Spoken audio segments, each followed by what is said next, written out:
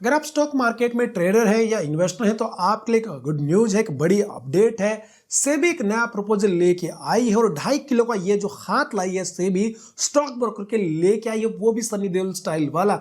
मुझे लगता है कि सेबी यहाँ पर जो ब्रोकर का है गेम ओवर करने वाला है। क्या है नया रूल सब जानेंगे, लेकिन दोस्तों ये जो नया रूल है डेफिनेटली ब्रोकर के लिए बहुत ही बुरी न्यूज है, क्योंकि मुझे लगता है कि यहाँ पर सेबी कुछ बड़ा गेम करने वाला। तो क्या आपको लगता है कि स्टॉक ब्रोकर आपके पैसे का मिसयूज करता है या कर सकता है? कमेंट में जरूर बताइएगा, क्योंकि कहानी वहीं से शुरू होती है। दोस्तों सेबी एक नया रूल लेके आने वाला है और ये रूल जो है डीमैट अकाउंट में जब आपकी सिक्योरिटीज आती हैं, आपके स्टॉक्स आते हैं, जब आप उनको खरीदते हैं उसके ऊपर एप्लीकेबल होने वाला है।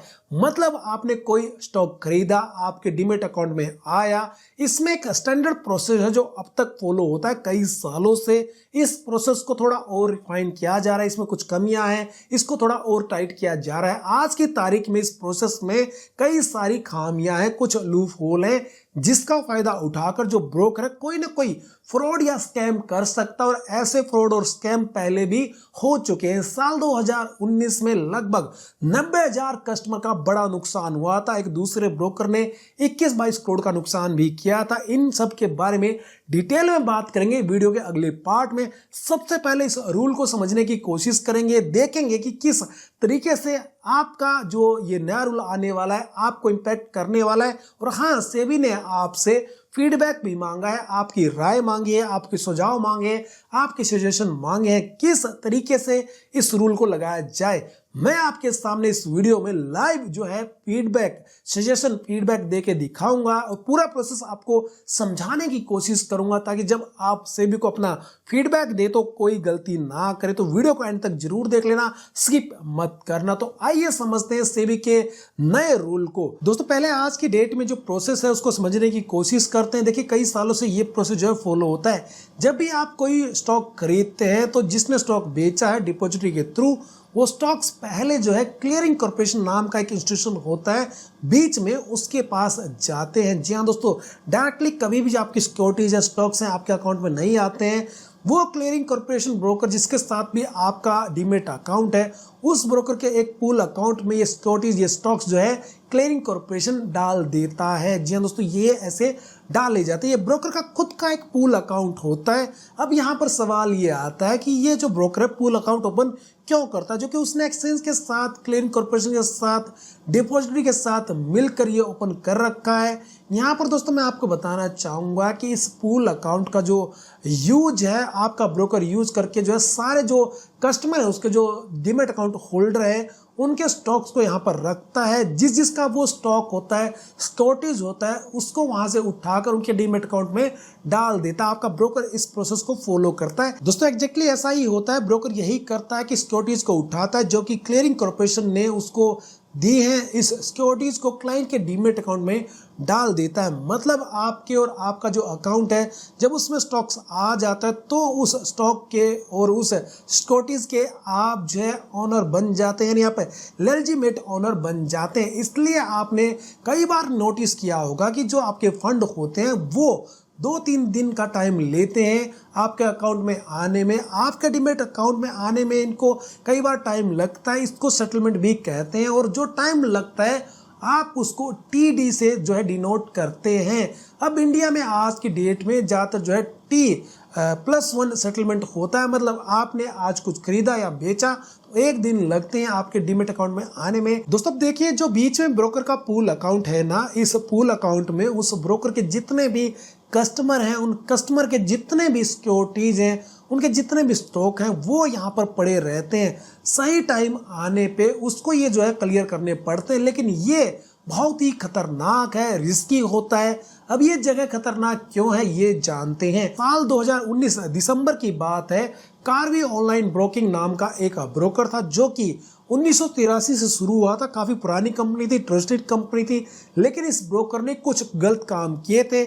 आपने इस पूल अकाउंट में जो जितनी भी सिक्योरिटीज पड़ी थी उनका उसने जो है गलत यूज किया था। ये सारी सिक्योरिटी जो भी स्टॉक्स थे, जो भी आपके फंड थे, कार्वी ऑनलाइन ब्रोकिंग के कस्टमर के थे। लेकिन कार्वी ने इन सभी सिक्योरिटीज को उठाया, अलग अलग बैंक्स के पास गया, बैंकों को अप्रोच किया, उनसे लोन लिए अपने बिजनेस के लिए और इन सब सिक्योरिटीज को गिरवी रख दिया। आप ये शेयर रख लीजिए, मेरे को पैसे दे दीजिए, और ये लोन वाले पैसे का यूज जो है अलग अलग तरीके की जो कंपनीज है उसमें करने लगा।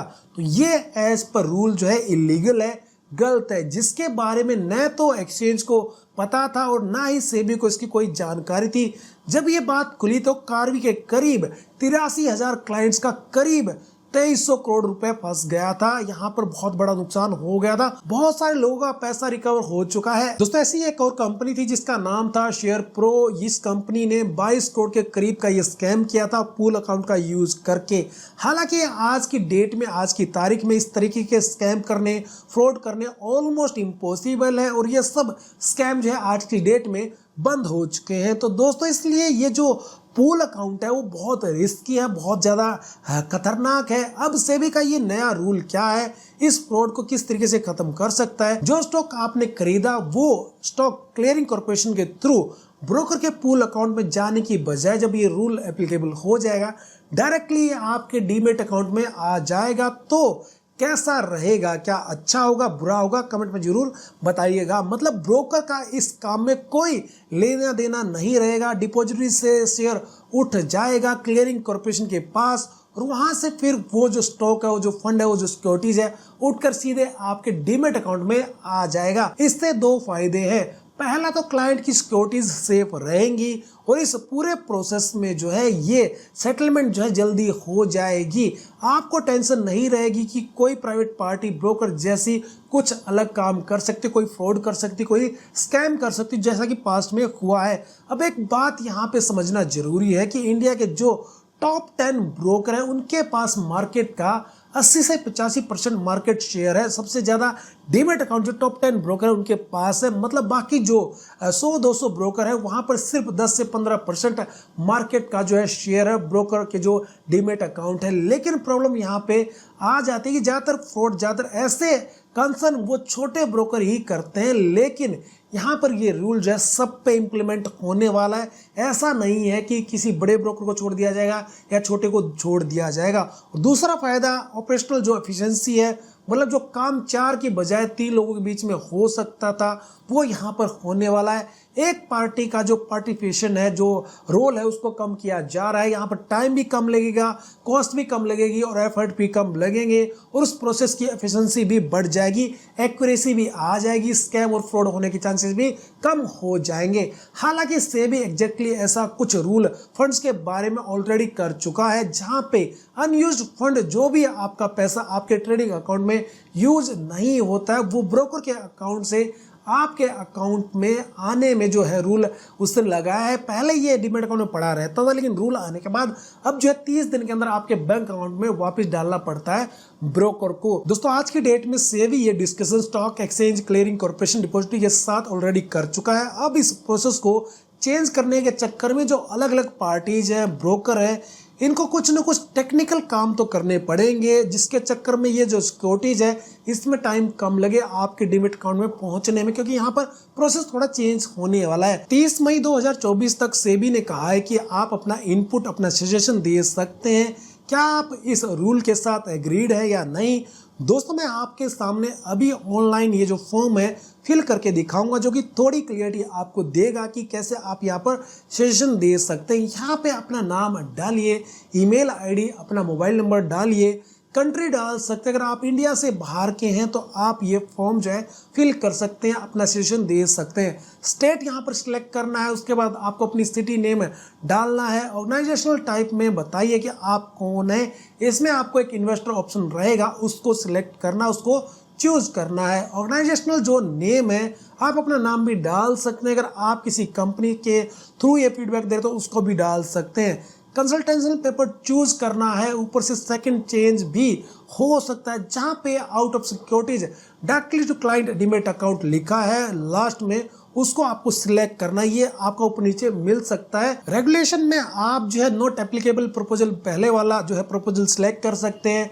One pay out of securities directly to clients demat account by CC यानी क्लियरिंग कॉर्पोरेशन, यहाँ पर जो है आप सिलेक्ट कर सकते हैं। लेवल ऑफ एग्रीमेंट आप बता सकते हैं। मैं यहाँ पर ये जो नया रूल है जो सेबी जो फीडबैक मांग रही है इसके लिए स्ट्रांगली एग्री करता हूँ इस पॉइंट से, और पूछ रहे हैं कि क्या आपको कोई कमेंट करना, अगर आप कुछ कमेंट करना चाहते हैं, कुछ एक्स्ट्रा बताना चाहते हो, आप यहाँ पर कमेंट लिख सकते हैं। दोस्तों इसमें एक अजीब चीज है, जो प्रपोजल 2 है उसके ऊपर आपको कुछ ना कुछ फीडबैक देना होगा और स्किप दिस प्रपोजल पे क्लिक करके आप जो अपना फीडबैक है, सजेशन है, उसको सबमिट कर सकते हैं। दोस्तों इस बात का ध्यान रखना है कि ये सबमिशन में आपको 2 प्रपोजल मिलते हैं। दूसरा जो प्रपोजल है उस पे स्किप दिस प्रपोजल आपको क्लिक करके सबमिट करना जरूरी है, नहीं तो सिर्फ आपका जो पहले वाला प्रपोजल है, सजेशन है, फीडबैक है, वो सेव होगा, सबमिट नहीं होगा। तो ये आपको गलती नहीं करनी है। इस 2 स्टेप प्रोसेस में जो आपका कमेंट है, आपका जो सजेशन है, फीडबैक है, उस सेबी के पास पहुंच जाएगा। ये है सेबी का एक नया रूल जिसको लेके मैं काफ़ी कंफर्म्ड हूँ। मुझे ये कॉन्फिडेंस है कि ये एक इन्वेस्टर के लिए बहुत बढ़िया होने वाला है। उसके फेवर में ये सेबी रूल लेके आने वाला। आई होप कि आप 30 मई तक ये जो सजेशन है, ये जो फीडबैक है, इसको फील कर दोगे और ये जो नया रूल है जल्दी से एप्लीकेबल हो जाएगा आपके बेनिफिट के लिए। दोस्तों आपको क्या लगता है कि ये नया रूल जो है आने के बाद आपको फ़ायदा होने वाला है कि नुकसान होने वाला है, कमेंट में ज़रूर बताइएगा।